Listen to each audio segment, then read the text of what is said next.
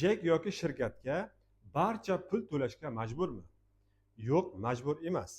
Agarda sizning hududingizdagi jek yoki shirkat biror bir ish bajarmasdan turib sizdan faqat pul talab qilayotgan bo'lsa, mana shunday holatda siz pul to'lashga majbur emassiz. Agarda shirkat yoki jek shartnoma va yig'ilish bayonnomadagi ko'rsatilgan vazifalarni bajarib va sizdan pul talab qilayotgan bo'lsa, mana shunday holatda siz pul to'lashga majbursiz. Bugungi kunda jeklar va fuqarolar o'rtasida qarzdorlik masalalari yuzaga kelyapti. Demak, jeklar aytaylik biror bir ish qilmasdan fuqarolardan qarzdorlik undirishga harakat qilyapti.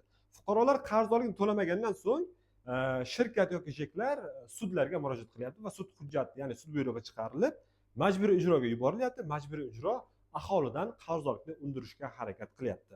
Va fuqarolar ba'zi fuqarolar huquqlarini bilmasdan majbur bo'lyaptiki, majburiy ijro byurosiga qarzdorlikni to'lashga.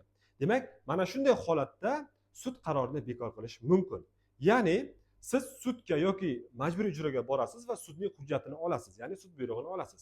Sud buyrug'iga olgan kuningizdan boshlab 10 kun muddatda shikoyat, ya'ni e'tiroznoma yozishingiz kerak. E'tiroznomani sudga taqdim qilganingizdan so'ng sud arizangizni ko'rib chiqadi va belgilangan tartibda bekor qiladi.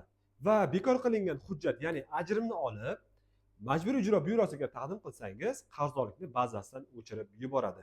Demak, qarzdorlikka mana shunday kurashish mumkin.